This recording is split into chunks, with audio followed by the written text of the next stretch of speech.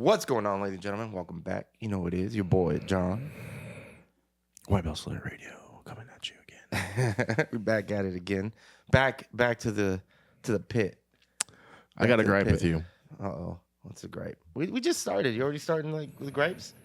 This is what we do 3 days a week, every day. Every day. So we were hanging out last night doing a little perusing and hanging out, you know? A little shindig. And somebody was like, I did 6 classes in 3 days. Oh. Bitch! That's what we do 3 days a week. That is what we do. Damn, you got her on that now too? Telling everyone, oh, I did 6 classes in 3 days. Hey, she did it though. She went from maybe 2 classes a week, maybe 1 class a week to 3. One fucking week. Yeah. Come back after 12 weeks of that shit. Hey, I'm proud of her. She did good. I'm proud of her. All right. I'm proud of her. She'll be back there. Got a whole family of stupids. Killers. Murderers and killers. I will beat up everybody back to back. I could take 3 of them at the same time. Probably, You're a problem. yeah. You're a Probably problem. too. The other ones, not so much. I don't know. Noah's when he turns it on and he's mean. He tries to be mean and turn it on to me every time. He's funny because he does dirty shit. That is the way. I wish he did it to other people, but he only does it to me. Oh, And he does dirty ass shit to me. Like he'll dig his knees into my fucking neck. He tries that shit to me too. He'll like drive his elbows into my ribs and like just annoying fucking little things that like make you like, motherfucker, I'm gonna crush you because you did that to me. And that's what I do. I crush him when he does that. But it's good, like in the tournament. Yeah, go for that shit. Yesterday I was fucking wrist locking the fuck out of people, or at least attempting to. I did wrist locks this week. I got some scream taps. I got Ooh. I got a few of those. That reminds me. I forgot about that till just now. What? So yesterday I taught a class over at Ohana. Mm-hmm. And you taught over there. Mm-hmm. Oh. I taught a jiu-jitsu class over there. Just James wasn't feeling good. He's like, hey, do you want to run this class? So I ran that class, and I was trying to run it a little bit more like how we run a class because I haven't been. It's different for them. A different structure. Yeah, I haven't actually seen one of their real classes. Yeah, but they're kind of free flowing. They're like a Montessori school of jiu-jitsu. Yeah. Whereas like we run a structured class. Yeah. Or we, at least I try to. Yeah. So I started doing those funny judo rounds, those like 2 minute the 1 minute rounds or whatever. And one of the people had to leave, and there was only 4 people, so I got into the rounds with them. And this white belt lady fucking knee barred me. No. I gave her the position, and I'm like this. People aren't watching, I'm sorry, but I was like, tap! And everyone like looked, and I was like, bitch, I fucking tapped like 15 fucking times. I could have kicked you off of me. Yeah. But I didn't. Yeah. Because I'm trying to be nice, and I had a scream tap to a white belt lady. She looked strong though. She looked pretty. Oh, another in that same round, the same like situational things. She got something on me, and I tapped like 20 fucking times before she fucking stopped. And finally, I grabbed her, and she was like, I was like, damn, bitch. Do you not understand? See, maybe they're just too like. It's just white belt shit. Yeah, they're too like into the thing that they're not noticing. It's got to be, or probably like, oh my god, a brown belt's tapping. Yeah, or maybe it's like, I don't know, that's weird. I'm also just like being nice. Yeah, to you. being nice. Yeah. No, don't worry. She probably went home and was like, I tapped a brown belt. I hope so. I hope so. I hope that. Gave her a little hope. I hope that carries through her journey. Gave her a little glimmer. When I was a white belt, I tapped this brown belt one time. He had me by 150 pounds. I fucked him up. Yeah. I'm a prodigy. Yeah. Yeah. She's call me Nikki Ryan. Nikisha Ryan. Yeah. I mean, it could just be, they're like I always, when I look at brand new white belts, it kind of feels like you ever seen a baby giraffe when they're walking and just like they're not aware of their limbs, they don't know where their feet are and shit. That's kind of what it kind of reminds me of. They're a little bit like little baby giraffes. Yeah, like, wiggly. Oh, wiggly. Yeah. Not aware. That's why you get like kneed and fucking. I mean, that's the reality is when they talk about like if you're new coming into jiu-jitsu and know nothing, for some reason, you don't know any better. You're nervous to roll with higher belts because you think, oh, they're gonna fuck me up. I always was, sure. But that's not the case. Yeah, they're more than likely gonna be much unless you go with a blue belt. Blue belts hit or miss. They can try to.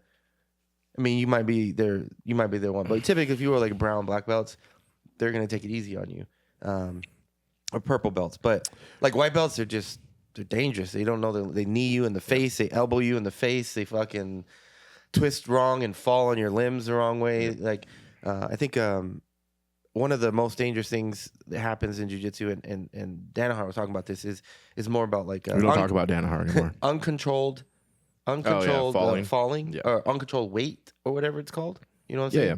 And that's true, because they just fall because they're unbalanced, and they like fall on your knee, and they don't even try to base themselves. You know, they don't have base yet. That's why Kani Basami is illegal, and why the chair sit one's illegal. I can't think of the name of it. That sweep. Yeah, the behind you, pulling them over your knee. That's not how it's supposed to be, but that's how it always ends up. Yeah, that's illegal too. Exactly. Kani Basami is the scissor sweep, the scissor, like the flying scissor sweep. Mm-hmm. I've seen what's the guy, that judo guy in San Diego? Oh, J-Flow. Yeah, he talked about all of them. He does it like where he posts your hand. He posts his hand. He doesn't just jump. He'll like post his hand. Well, he was doing that to demonstrate why not to do it. Yeah. But he was doing it safely. Yeah. This is like... Yeah, J-Flow's legit. Yeah. He makes everything look so easy, and it pisses me off. So, I've always kind of known this, but I really had it like... it really got proved to me yesterday. So yesterday we were doing basically all throws yesterday. Mm-hmm. It was just doing throws. Uchikomi throws. Uchikomi throws. Jiu-jitsu class you were teaching? No, in judo. Oh, in judo. Okay.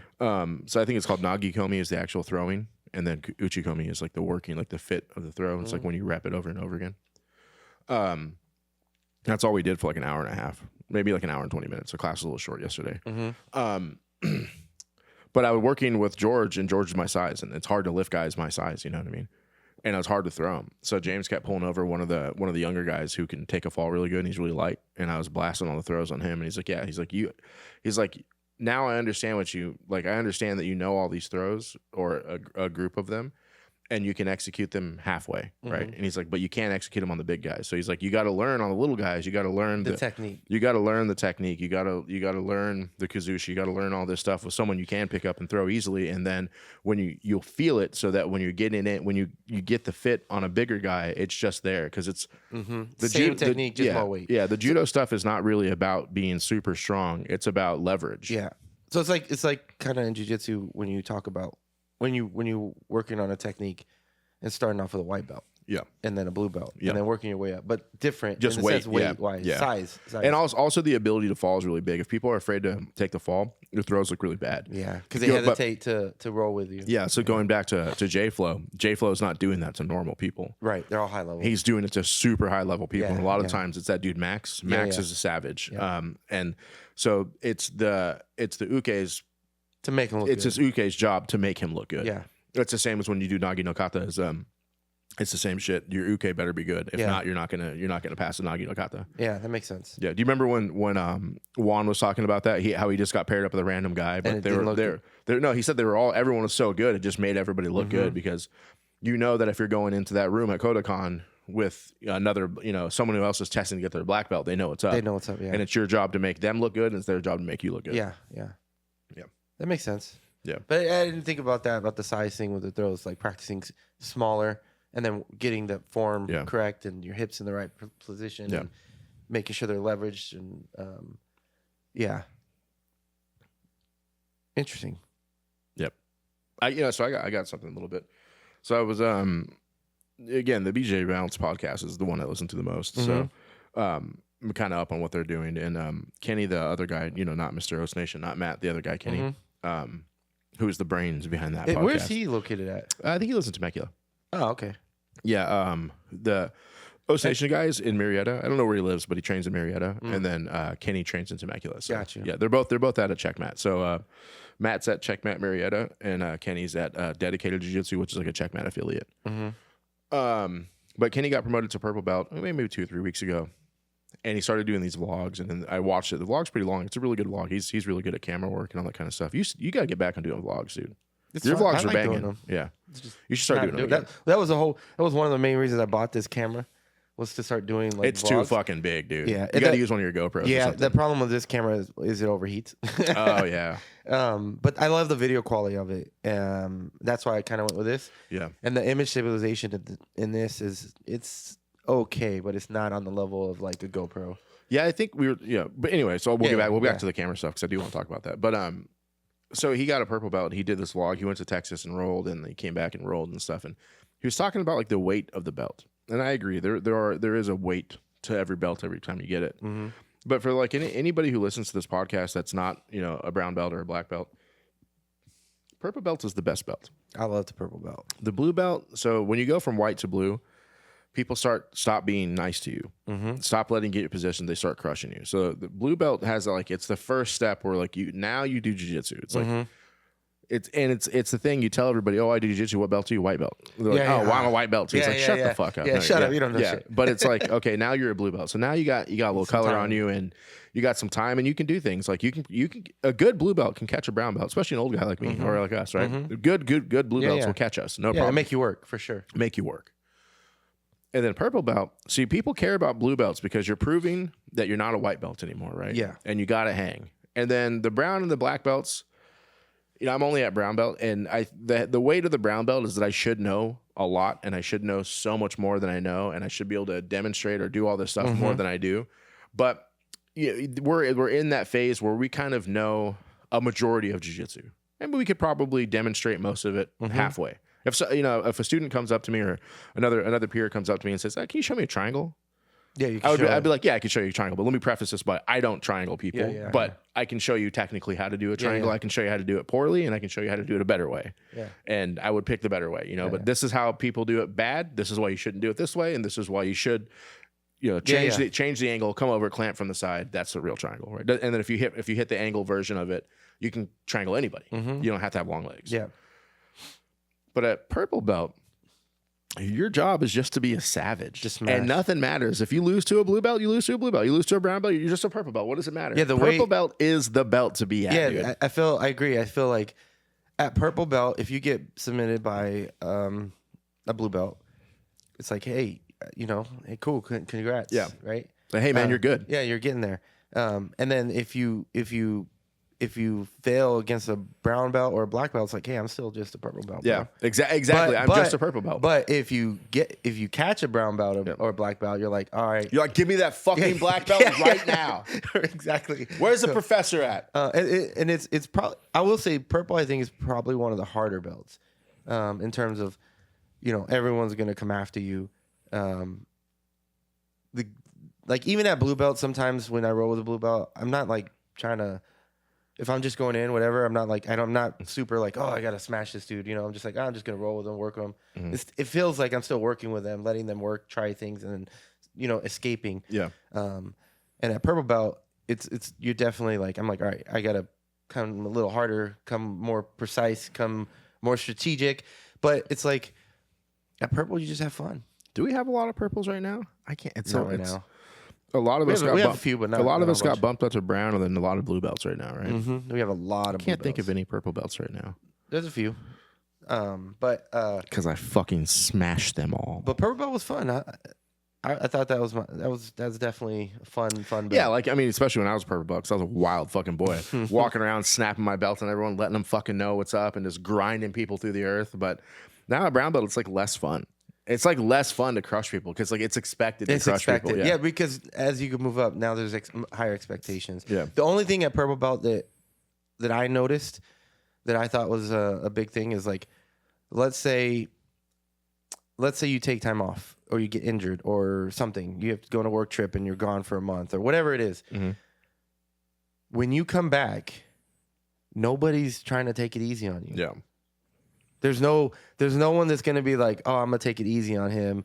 Or he's coming back. He was sick for 3 weeks and has no cardio, so I'm going to take it easy. No, it's like they're just trying to fuck you up. Yeah. Where, like at blue belt and white belt, you took time off, you come back, and it's still the same. No one's like... No one's trying to kill you. No one's trying to kill you. Yeah, but the thing at purple belts, still there's no real consequence to it, right? Mm-hmm. It's like you're there proving that you are what you are. You're just sharpening your game. Yeah, at brown belt, you should be proven, right? So like, I think brown and black is where the real weight is. Black is obviously where the real weight of the belt is, but purple belts, like, just go out there and have fun, Kenny. That's for you, dog. Yeah. Go out there, have fun. Enjoy it. Enjoy the ride. the fucking ride, my guy. Enjoy the ride. It doesn't get better than purple belt. From here, it's all fucking downhill, dog. Yeah. Well, I think as you go higher now, like right now for me, I'm still trying to learn new things, but not like I'm not trying to learn all the shit. Not me. I'm trying to learn like new things from different positions that I enjoy, like from north south or like.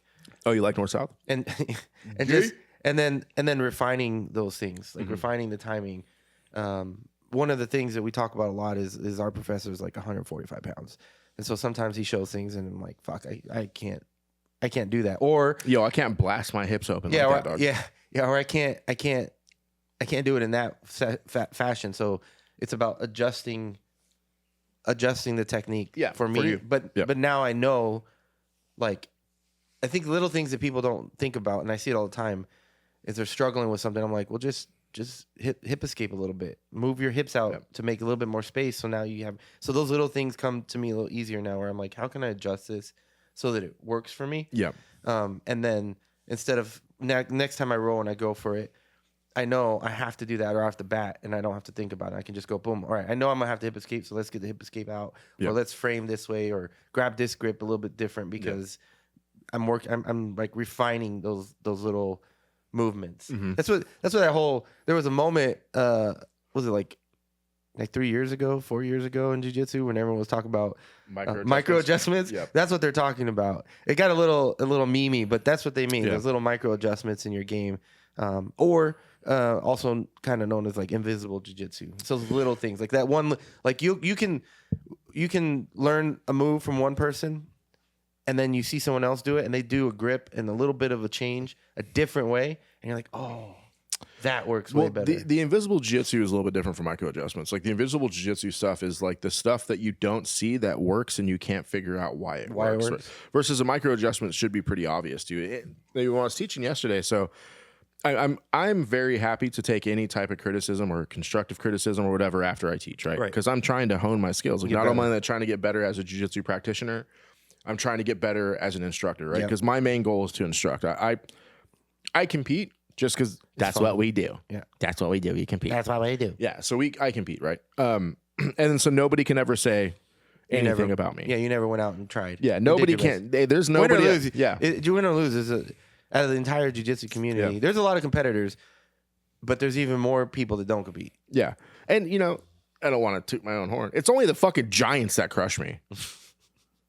You go with some big dudes. Yeah, that's crazy. When I get dudes my size, I win, right? And they're still an ultra, but they're all around 250 my height. You know what I mean? But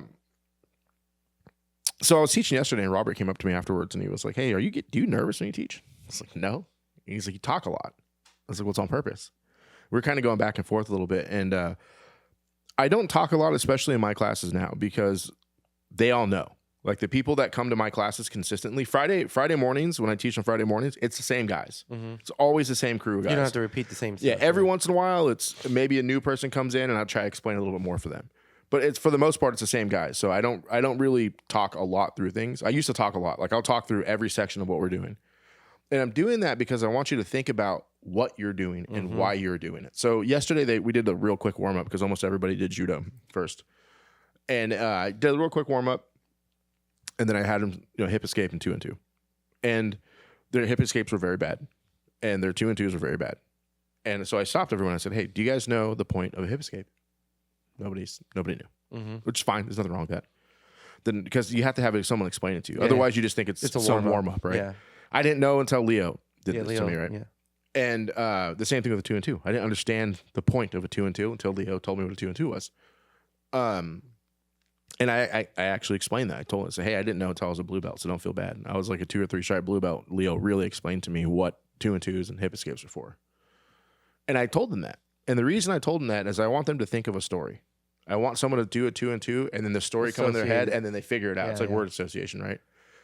But when you're talking about the little micro adjustments, like knowing what a hip escape is really for and how to use it will change your fucking game. Mm-hmm. And the same thing with the 2 and 2. When to use a 2 and 2, how to use a 2 and 2. If you can stand in combat base good, like I can do it okay. If I do it really fast while I'm fighting with someone, if I can put my pressure on someone, I can do it good. If I just got to do a blind technical stand up or combat based stand up. It's kind of rough looking, but I'm also fucking old, 250 pounds. But yeah, the micro adjustment things is huge. Like you have to know like how to do what. When you're talking about talking a lot, I talk a lot when I teach. My thought process is I try to give as much detail about why I'm doing every movement, whether I'm grabbing a certain way, whether I'm adjusting my hips a certain way, whether I'm collecting a leg with my leg and pulling it a certain way, even how I put my feet. And I try to go into detail on everything because everyone learns different. So someone might pick one thing up, but not pick up another thing. No one's going to pick up every technique like the first time, but they might pick up little parts of the technique that resonate with them because their body style, their body movement, or how they think. And so I like to, when I teach, I don't try to over communicate it, but I try to make sure I clearly explain why this is this grip, why you do this, why you do that, so that exactly like you're saying, it kind of sticks better. Yeah, it sticks. Versus just telling you grab here just because I'm telling you to grab. Or not here. Even grab here. So like so yesterday I taught a paper cutter because there was a white belt sitting on the side, and I said, what would you rather learn? Would you rather learn something pretty mean from the guard or something really fucking mean from top? And he's like, I want to learn side control shit. I was like, perfect. Say less. I got that for you. Hey, I got that for you, Playboy. So I was showing paper cutter, and I talk about it, and it's like, if I just lay down into the paper cutter and show you the choke, you're missing so much of it. That's why when you roll with brown belts or black belts, they fucking take your soul, and you're like, how the fuck did you just do that to me? Like every time I roll with James, I'm like, how the fuck did you do that to me? Same thing with Omar, Kyle. Yeah. Danny Ieldi's on a fucking fire right now. And he grabs me, and I'm like, how the fuck did you do that to me? Like they teleport. But they're just setting like stuff they up. teleport or they put some weird pressure on you. So I explain that. Like when I teach, especially side control, I went on a 5-minute rant about if you're on your knees in side control, you're not in side control. And again, I use a story. Do you know what they call side control in Brazil? It's not side control. Nope. They call it 100 kilos, 200 pounds or 200 kilos, right? 100 kilos. So that's the goal, right? Is like you got to crush your opponent from here. And this. Well, let me just say one correction from my point of view.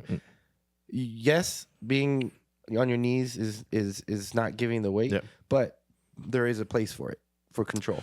Yes and no. Let's say you're up on points. Yeah. And you're in side control. I want more control versus giving you the pressure. If I can, and so bringing your knees up to block the hips on the shoulder, and then block the other side. You got a lot of control there. You're not giving them the pressure, but if you're like 30 seconds in and it's like straight control, it's a really good control position. I don't disagree with you, but let's take a step back. Let's go back in the Wayback Machine. The Wayback Machine? When we had old Professor Leo with us. He is different, man. No, he is not different. He just took those principles and you fucking smash everyone. Obviously, if you pass someone's guard. like that. Lavo has got that same type of pressure. Yes. So Omar has that same pressure. He's just 145 pounds. So it's hard for him to create the earth like Leo did. Yeah. You know, fucking shout out to Big Pops in the sky. Fucking, he had that shit too. Yeah. Oscar put you in fucking side control. You wanted to fucking die. I mean, he was a big dog. He was like 300. He's a big fucking dog. You know what I mean? So, I want to explain that to him. So like there is a place for being on your knees, 100%, no doubt. But at the level these guys are at, they don't understand smash. Yeah, it's more important because they're like, how the fuck did you get out of side control? Motherfucker, you're not putting pressure. You're not putting pressure, and you left. When you're on your knees, you created a space that you're trying to take up with your chest. Right. So I'm explaining this, and then I explain the next part, and I tell the story about Leo. I was like, "Hey, my old professor, one of my old instructors, taught me this, and he taught me this because when he would go to side control, you wanted to give him you just wanted to tap. Leo got you in side control, you wanted to tap. Motherfucker was a savage. Yeah. So I explained the whole thing, and then I said, I'm going to show you two versions of this paper cutter. One of them's the regular paper cutter, and it's good. Let's say you grab the paper cutter and it's shallow. What do you do? What do you do if the paper cutter is shallow? On the opposite, like the cross one? The choking hand. Can opener. I call it a can opener thing. Can opener's illegal, dog. Can't be can opener. I call it like a can opener. It's when you get in your elbows down. And open your elbow. And it's not choking. It's opening that. Yeah, see, because I'm a nasty boy.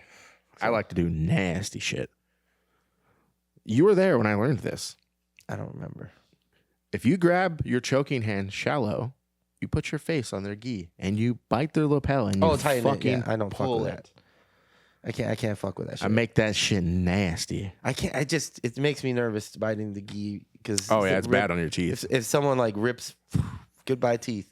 Hey, do you want to win though? Do you want to? How bad do you want to win? Was it George when he was talking about the lasso guard? Your hand being all fucked up. His fingers were like entwined, and the guy was like, "Well, your fingers are stuck. Aren't they gonna break?" And he's like, "Do you want to fucking win? Do you want to win? Fuck it, let them break." Yeah.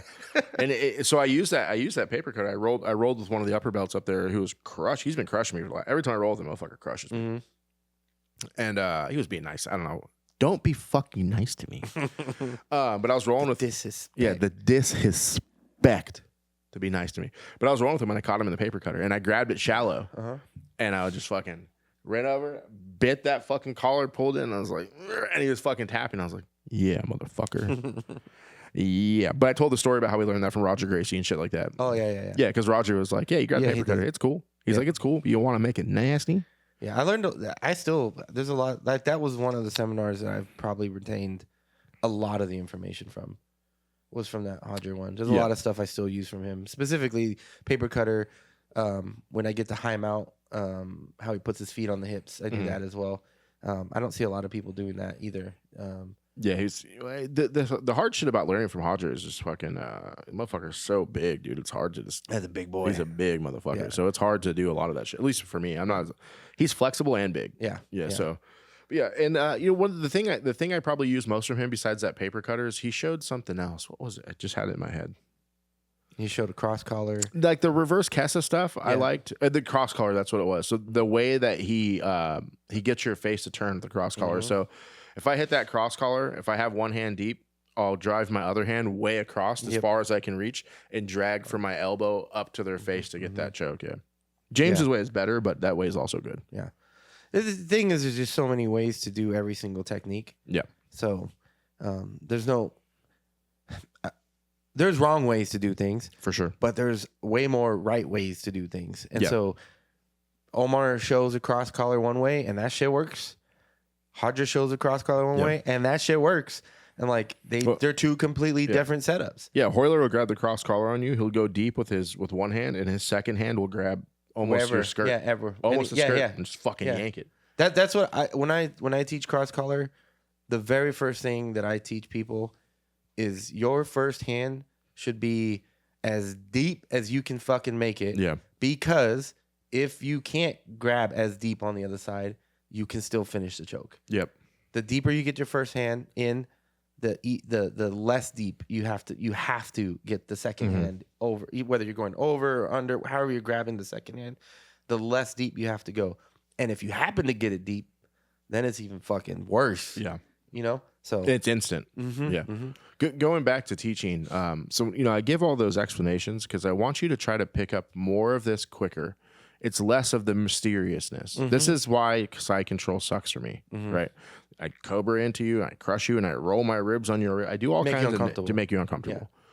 Fuck, I was going somewhere with that. My mind is not working today.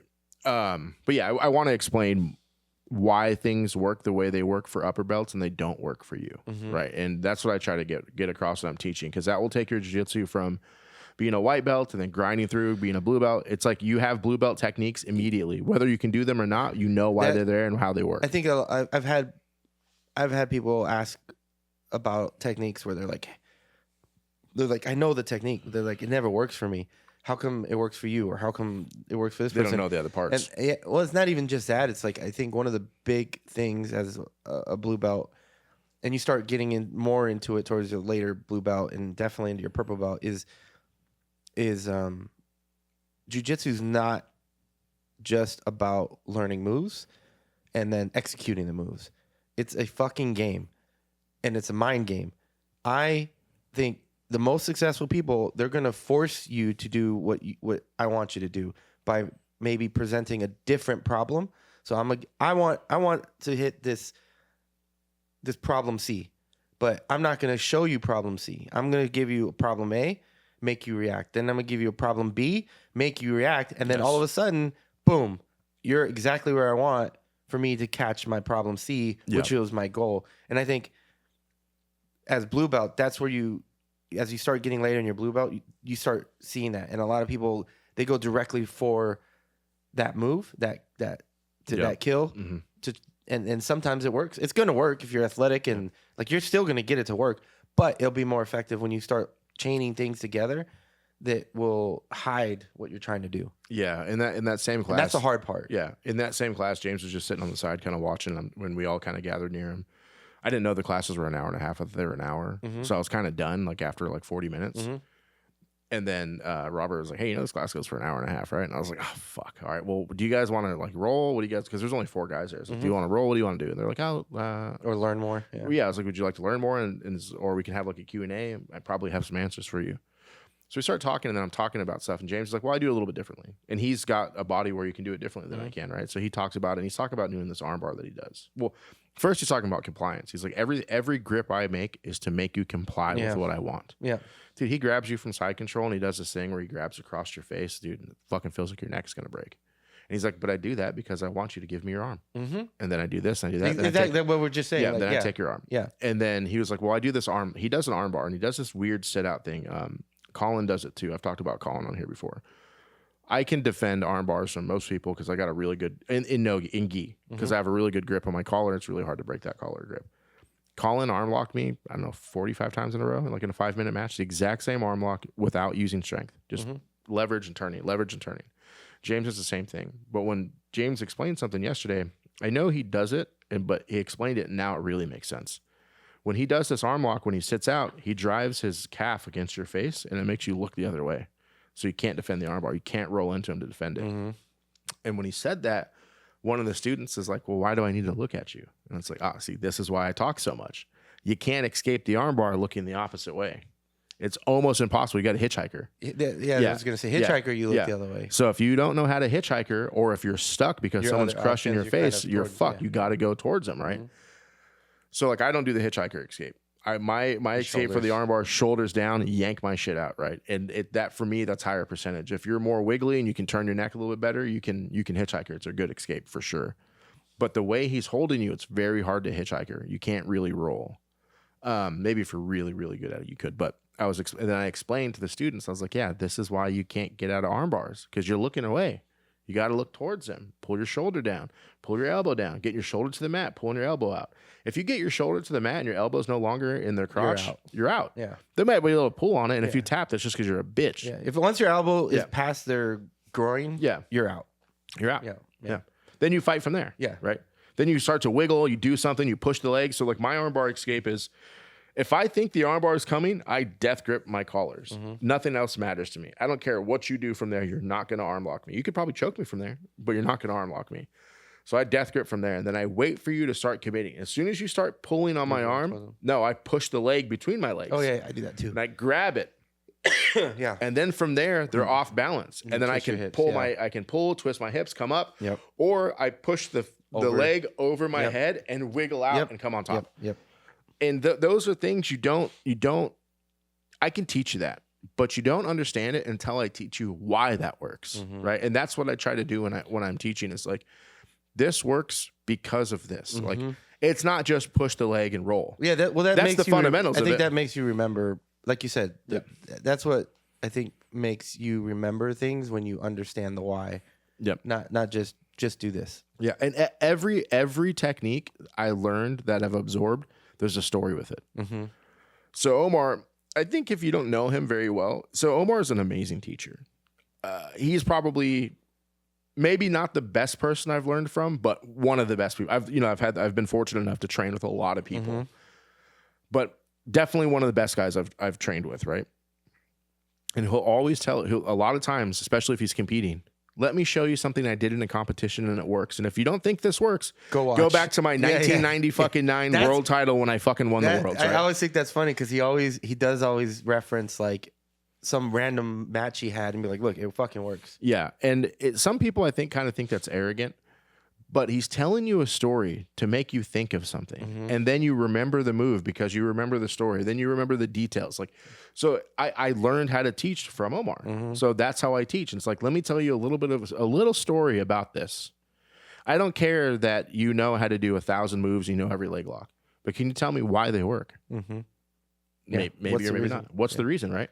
When you start to be able to have like the word association, things become second nature. You have a story, you're in a position, a story comes to you. You think about it. This is the escape. This is how I get out. This is how I submit. For me, every move that I've worked has a story attached to it. Mm-hmm. I remember the very first time I learned the paper cutter. I did not understand it. I couldn't figure it out. It was me, Roger Ruiz. I can't remember who. I think I was doing it with Roger. And it was on a Saturday. Omar was showing the paper cutter. And I was like, how the fuck do you... I was like, probably maybe a white belt or a brand new blue belt. I was like, how the fuck does this work? I cannot figure it out. And then Leo showed it to me. And Leo showed me, this is how I do it. I do this, and I do this. And they told me a story about it. And I was like, oh, this is the fucking move right here, right? Mm-hmm. So that became the thing, right? Mm-hmm. And now the other stuff I'm working on, they all have some association with them, right? Yeah. Yeah. I mean, it kind of... I think... kind of switching a little bit of say I'm on the same subject, but learning how to teach, I think everybody, as you move up, once you start getting to purple belt, unless you're like super young and you're like in your 20s and all your fucking mindset is I want to compete. Hey, don't even worry about it. Just fucking keep doing you. But eventually, if you're like an older grappler like us, I personally think the best way for your jiu-jitsu to get better and improve is to learn how to teach. 100%. Because when I teach, it always helps me.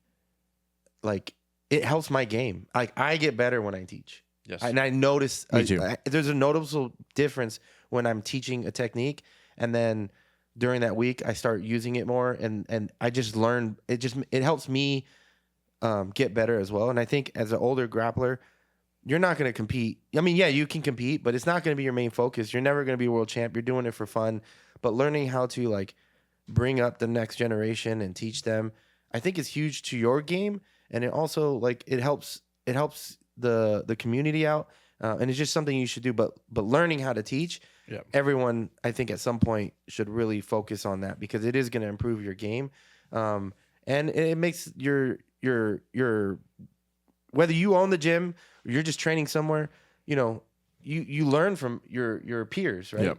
Like I've learned so much shit not from Omar. I've learned shit from you. I've learned shit from Misa. I've learned shit from other Kyle, people Louis. That are just they're working on something, and I'm like, dude, that's cool. How do you do that? And then I'm like, I like that, and then I learn from them. And so being able to like actually think about teaching and how you would teach, and I think it's super useful. And I think more people, as you get older and you start, and you want to get better, or even if you're hitting a plateau, like sometimes you hit plateaus. I think teaching during those times will help you get past those a little easier because you're focusing on those key details, those things, and sometimes when you're rolling and you're just doing things. You're not you don't have those little intricacies in your mind all the time. Yep. And when you teach, it brings it back to you. You know it, but it brings it back to you and it brings it back to the 100%. Forefront. You're like, I didn't know I knew this. There's been a lot of times. That happens to me all the time. Like, oh shit, I do know a little something. Yeah. I do know a little something. I have two things about that. So like when you're going back to kind of like the stories and the things you learn from your peers, like Louis' bitch ass doesn't train with us anymore or train at all anymore. Yeah. Fucking Louis. When I was probably a white belt, Louis came when he was a blue belt to us. He was already like maybe a 1 stripe blue. He was pretty stripes, I think. Yeah. Yeah, and he was always really fucking good.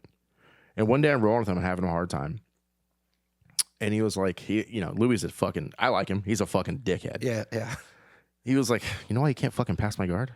It's like because you're better than me. He's like, no, it's impossible to pass from your knees. And I was like, what do you mean? He's like, you're trying to pass the guard from your fucking knees. Get on your fucking toes and use it to spring yourself up and forward and do this. And like he was actually being nice to me that day. And I was like, what the fuck? Dude, you can't pass the guard from your knees. You got to pass from your... I mean, some people do for sure, but that's like the story. Best way. But for me, if I'm stuck in someone's guard, push the hips, get to my toes, start driving. And every time I think of Louis' bitch ass.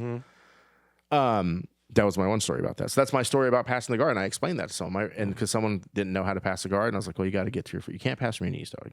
Some people can for sure. You got to get to your toes. The best, like we said, there's a lot of wrong ways. There's a lot of right. There's a lot of right ways. You can do it from your knees, but you got to be be high level. The most. That's when you start getting into what's it called? high percentage moves. Yeah. Higher percentage of getting out. Yeah. Or on your feet or just standing up. And then when you were talking about how, like if you're a competitor, be a competitor. And then before that, I said that, I've had the opportunity to learn from a lot of people, and some people are good and some people are bad. And, Omar is way better. Mm-hmm. So a couple times at our school, and this is no disrespect to them, but Taliesin Suarez and Diego Pato came. And then Talison's wife came. And they're terrible at teaching. They are. Fucking horrible at it. You have to know enough about jiu-jitsu to be able to learn from them. Yeah. So like if you didn't know anything about jiu-jitsu and you're like a white belt, it's going to be really hard to catch up because they're so advanced. So there's that, and Taliesin and Diego and his wife, obviously she's Australian, they all speak better English than Omar. Yeah. But they're hard. They're hard to learn from because they're so good at jiu-jitsu. Yeah. Omar's amazing at jiu-jitsu. Omar's probably equally as good at jiu-jitsu as him, but he's not in that competitor world right now where he's been teaching forever. Mm-hmm. So he understands how to teach, right? And that's a big thing, is how to teach.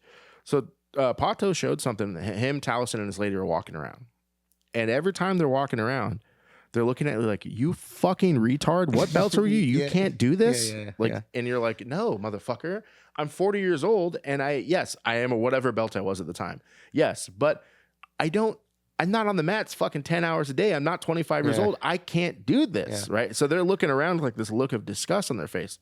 When Omar looks around, he's like trying to uplift you and bring even Carol. Carol, like I remember one time I was learning how to do an armbar. She's a good instructor. She's a good teacher. She was a pretty good teacher. Well, she was good at, when she wanted to be there, she was good at making everybody feel like they should be there, right? So like I'm trying to learn this armbar and she's showing me and I'm having a hard time with it. It was when I was probably like a one-stripe white belt. I was fucking 290 pounds. I could not do it. And I was like, I'm just a slow learner and I can't do it. She's like, no, you're going to get it. And I was like, nah, I'm all right. You can go help somebody else. And she's like, no. She just stood there and she's like, this is how you do it. Do it. Like after like 5 times I got it. She's like, see, that's all you needed. Mm-hmm. And I was like, damn. Yeah. And Omar's the same way. Omar will be like, yeah, do you try this, do this. If it doesn't work for you, try a couple other things. This is the basics of the move. Make it work for your body. Mm-hmm. Mm-hmm. Versus Taliesin and fucking Pato were like, you fucking fat idiot. You can't do this shit. Yeah, they had some crazy shit. That was the look on their face though. Well, also I think one thing we were talking about last night is about they don't have that. They don't command the room. Yep. That's a big thing. And so like you have to have that, be able to be like, hey, come over here. Yep. Stand. And again, also from Rorion when we learned, like I didn't make that up. Yeah, like having people be like, hey, you guys need to come on this side. Yep. Like I'm showing the technique, you guys are on this side. Yep. So all right, now move to this side. Yep. Or show the technique in like spin. Rotate so that you can see every angle of it. But then also they speak I don't know if they were just nervous or what, but they don't speak loud enough. They weren't speaking loud enough. Yeah. And so sometimes it was hard to hear. And so having that, but that's all part of learning to teach. Yeah. And being able to command the room, being loud so that everybody can hear you, making sure that people see every angle, whether you move or making them move to other sides so they can see those small little details. You know, like Omar will be like, hey, everyone come to this side. Yeah. And you can say a lot of things you want to say about Rorion. But his ability to teach is probably really second to none. Yeah, he's really good. And I was lucky enough to be in a room when he's talking about how to teach. Yeah. So like a lot of times I'm not making shit up. This is shit that I learned from somebody else. He's really good at it. Yeah. The one thing I use a lot from him is a lot of time, and I see it a lot, is they're like, when you're teaching someone and they're like, all right, now grab here, grab that, grab this, and they're like, and then they're like grabbing the wrong place. And what he was like, no, when you tell them to grab someone, you grab their hand and you put it here exactly where you want it, right? And then going back to what you were saying about how Carol was like, no, you can do this, you can do this, is you have to have that mindset of like, if you're not getting this, it's not because you're bad, it's because I'm not teaching it correctly. 100%. And not take it personal. Yep. And own that and be like, hey, okay, let me explain it another way. Let me help you, because if you're not learning, it's not because you don't have the ability to learn it. Anybody can learn jiu-jitsu. What do we say? What's the saying we say? It's not for everybody, it's for anybody. Yeah. And so if you're failing at learning it, it's not your fault. It's the person teaching you. Like they should be taking accountability of your learning jiu-jitsu. And again, not everybody wants to teach, and that's okay. Perfect. Yeah, that's okay. More room for me. I think you should, like I said, because it'll help you.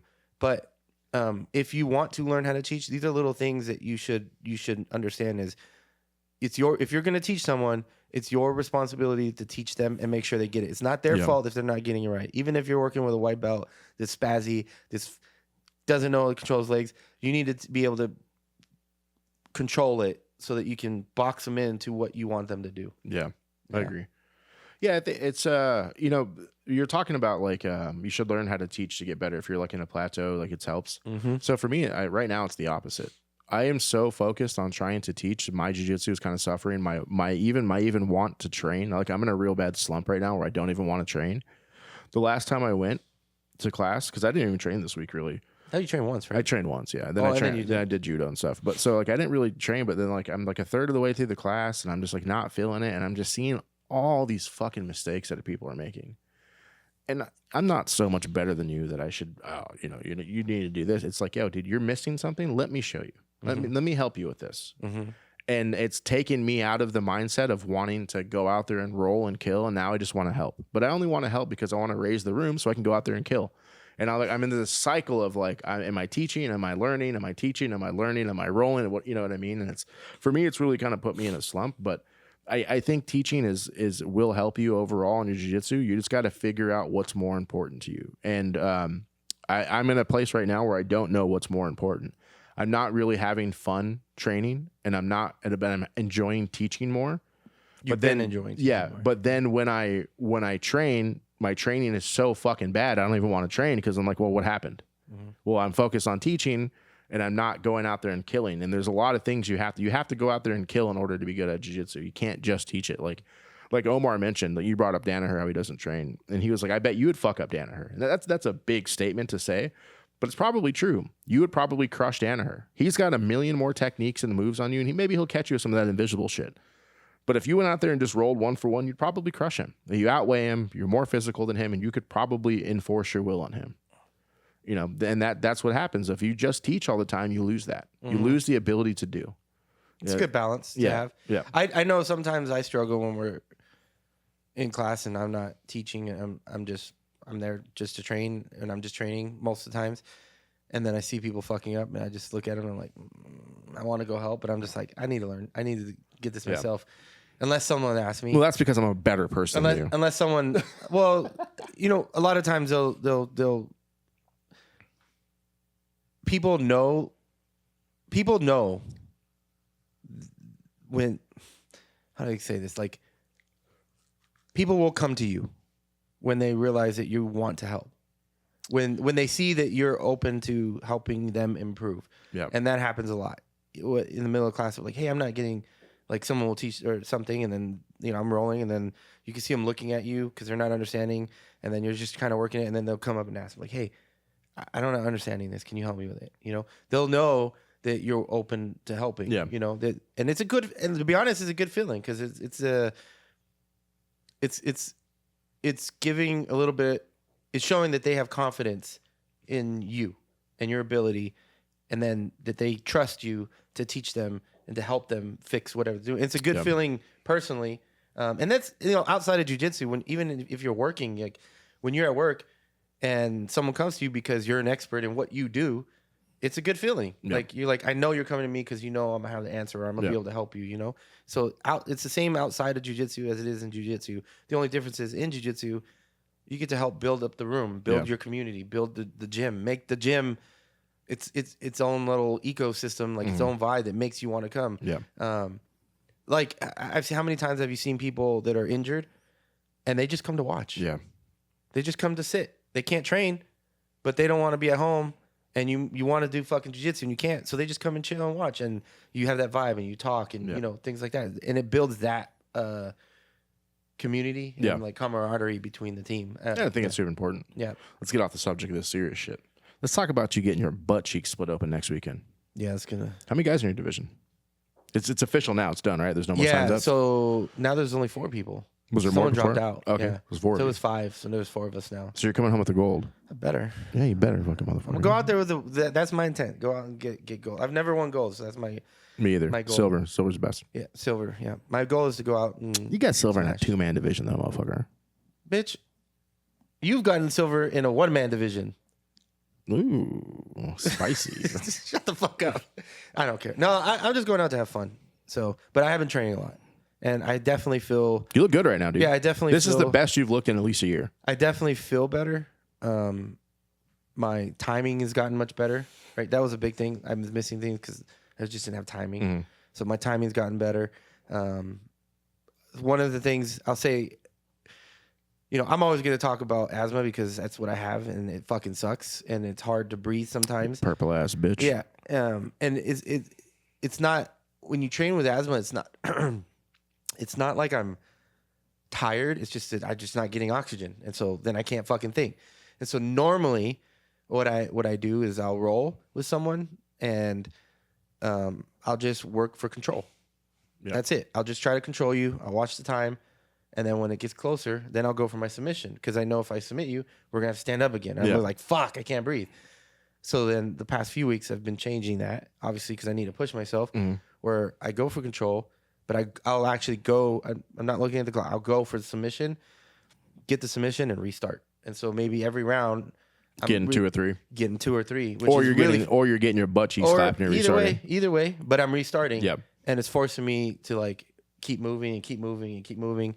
So that's been helping, and then focusing on, for me, focusing on when to explode and not to explode, when to conserve energy, when to like really scramble. So I've been working on that as well. So it's been a good week. It's been a good couple weeks. I think you look really good right now. I think the only thing you got to worry about is you're kind of real lazy with your feet. Don't be so lazy with your feet. Remember, motherfuckers will toe hold you nowadays. Yeah.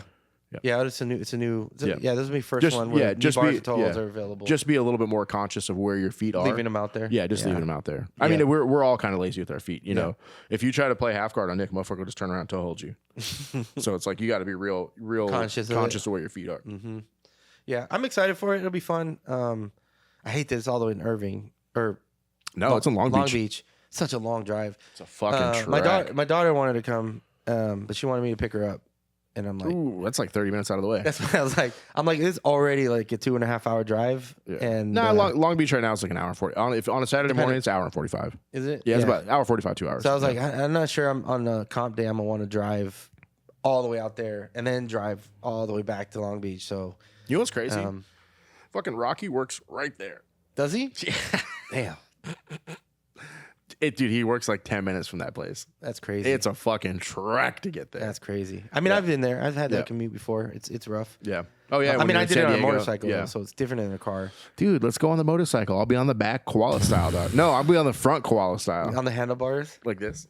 What's that song? Something about no handlebars. Oh, yeah. Hell yeah, dude. Yeah. So I'm excited for it. There's only like 5 people competing. Man, Jonah and Cosby were supposed to be in there. I guess they didn't get signed. I don't know. Last night. There's 5 of us on the list, so I don't know. I guess Kyle's going to go out there and coach. Yeah, Kyle will be there. I think. I think Rocky's signed up. Yeah. Christina's signed up. Yeah.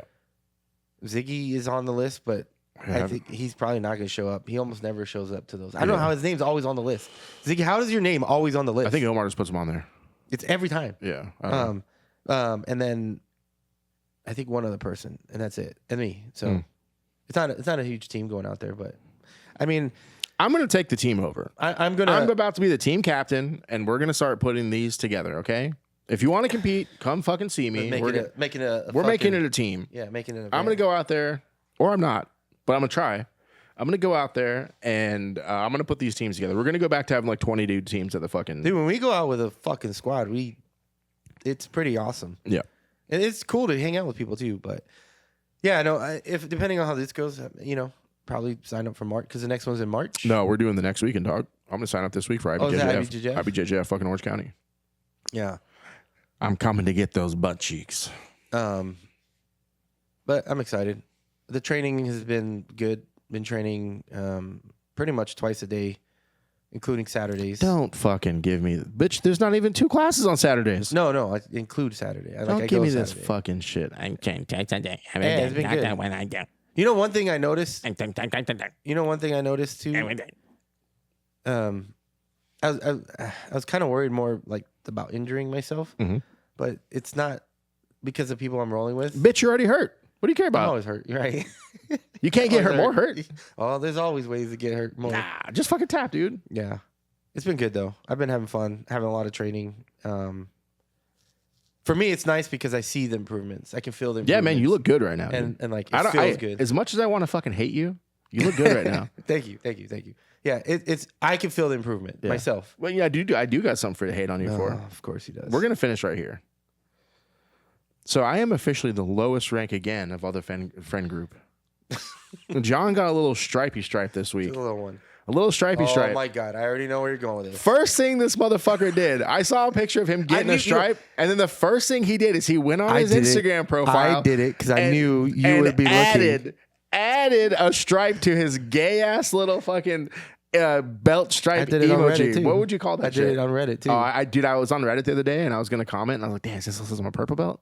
Yeah, I did on Reddit too. No, I was like thinking about it. I'm like, I know this is gonna irk. I know this is gonna irk him. It doesn't irk me. It just makes you look gay, and it's hard to be your friend. It's hard to be your friend when you're doing shit like that.